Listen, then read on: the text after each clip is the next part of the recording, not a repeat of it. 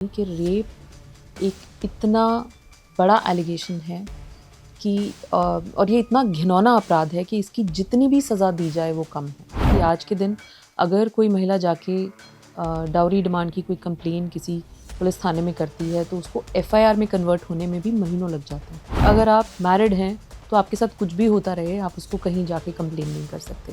देखिए, बहुत लोगों को लगता है कि जब मैरिटल रेप को इंडिया में रिकग्नाइज़ नहीं किया तो उन्होंने एक महिला से ना कहने का हक छीन लिया। कि जस्ट बिकॉज रेप शब्द का इस्तेमाल नहीं हो रहा है डज नॉट मीन कि अगर फोर्स्ड सेक्सुअल एक्टिविटी है तो उसका कोई रिड्रेसल उस महिला के पास नहीं है। किसी इंसान के ऊपर जब ये झूठे आरोप लगते हैं तो आज के दिन रियलिटी कोर्ट्स में ये है कि कई साल लग जाते हैं और आपकी कोई सुनवाई नहीं होती, आपको बेल नहीं मिलती।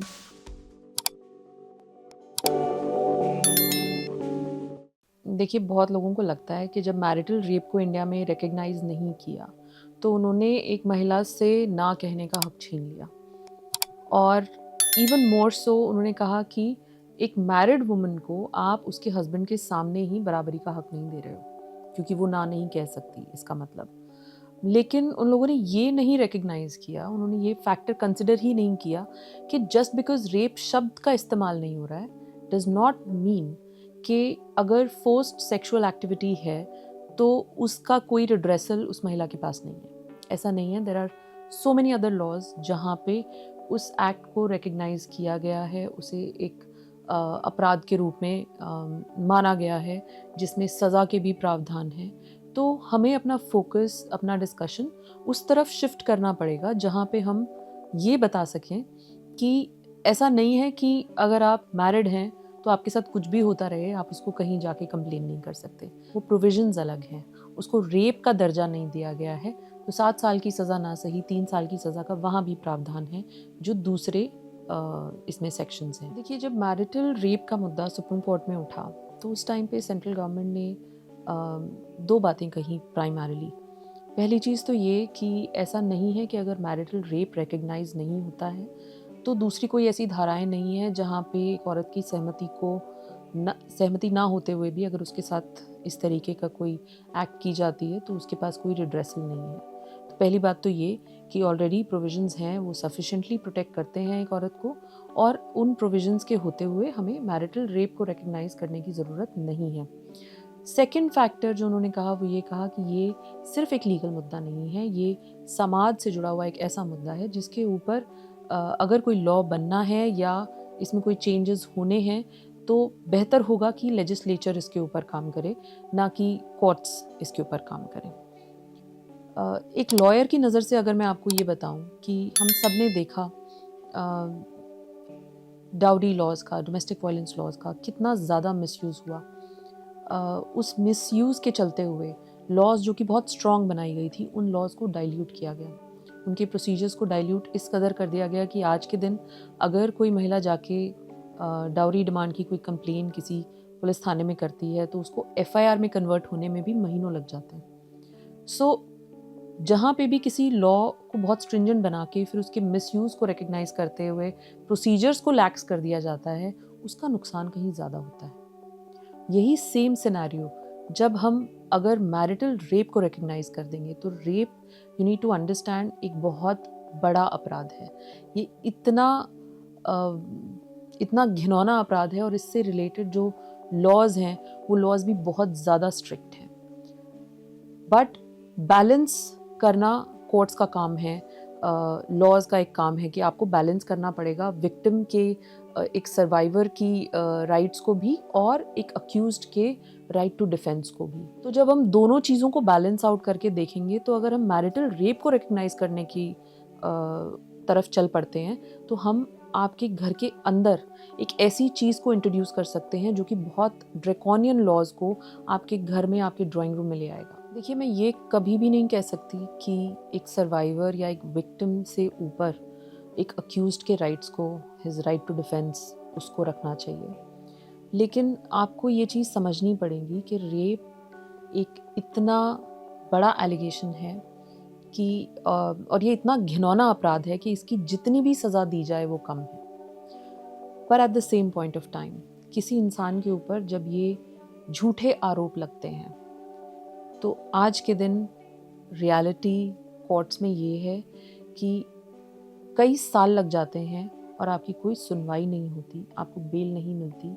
और जब तक, हालांकि legal jurisprudence, criminal jurisprudence India का कहता है कि इनोसेंट अंटिल प्रूवन गिल्टी, कि जब तक आपके ऊपर आपका अपराध साबित नहीं हो जाता तब तक आप इनोसेंट हैं। लेकिन ये एलिगेशंस ऐसे होते हैं और इसमें लीगल प्रिजम्पशंस इस तरीके की हैं कि ये बिल्कुल रिवर्स हो जाता है। यहाँ पे आपको, जब तक आप ये प्रूव नहीं कर देते कि आप इनोसेंट हैं, तब तक आप ना सिर्फ कोर्ट की नज़रों में गिल्टी हैं, आप समाज की नज़रों में भी गिल्टी हैं। तो अगर आप उस नज़रिए से एक बार इसको देखें कि फॉल्स एलिगेशन अगर किसी इंसान के ऊपर लगते हैं, उसका क्या उसकी क्या सिचुएशन बनती है। तो एज अ लॉयर हम लोगों को वो भी केसेस हमारे सामने बहुत रेगुलरली आते हैं। एंड मैं यहाँ पे उन केसेस की बात नहीं कर रही हूँ जहाँ पे कोई फ्रॉड हुआ है किसी के साथ।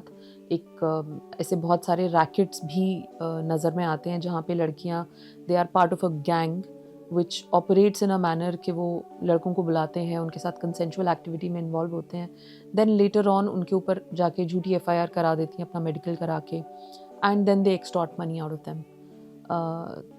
ये एक बहुत रैम्पेंट इमर्जिंग ट्रेंड है और ये हो रहा है। नाउ ट्राई एंड इमेजिन कि आप ये चीज़ें विद इन अ फैमिली का सेटअप आप इंट्रोड्यूस कर दें, between a husband and wife introduce कर दें। शादी एक ऐसा रिलेशनशिप जिसमें cohabitation is one of the primary factors जो किसी भी शादी का एक हिस्सा होती हैं। तो अब आप सोच के देखिए कि फॉर दैट मैन वो कंसेंट कहाँ कहाँ पे प्रूव करता हुआ चलेगा।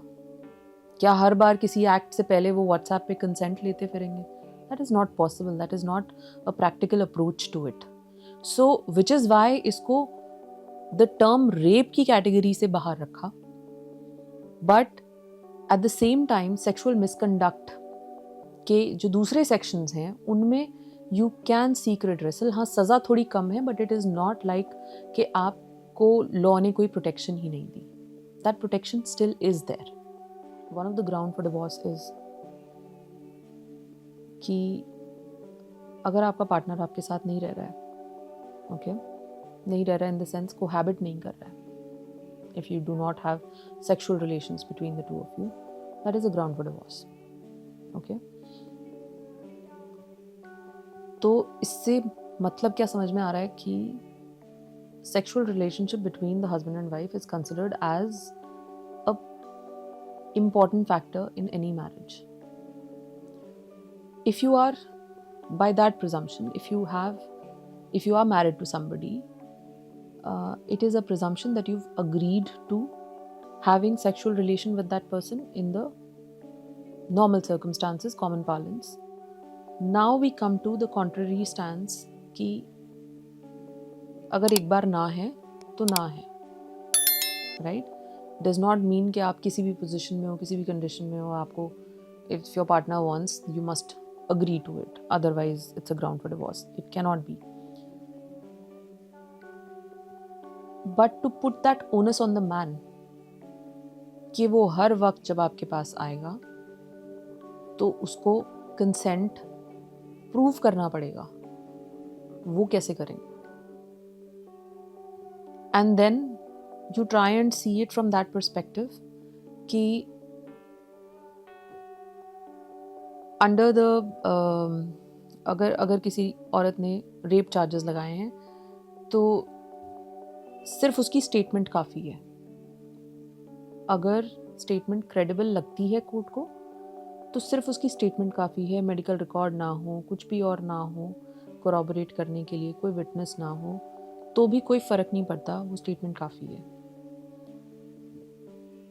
सो in that scenario what you are trying to say is, और what it might lead to is that tomorrow if there is some kind of a dispute between the husband and wife, all that the wife needs to come and say to the court is that he raped me because on XYZ day I did not give consent.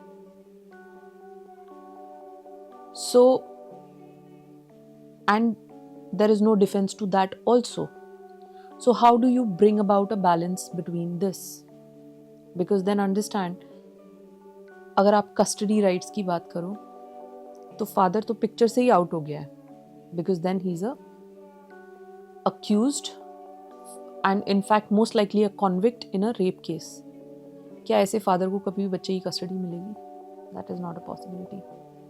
वो contest करने की ही नहीं सोच सकता है। So you know, it's like you give a nuclear weapon to your neighbour and then expect कि कुछ भी नहीं हो।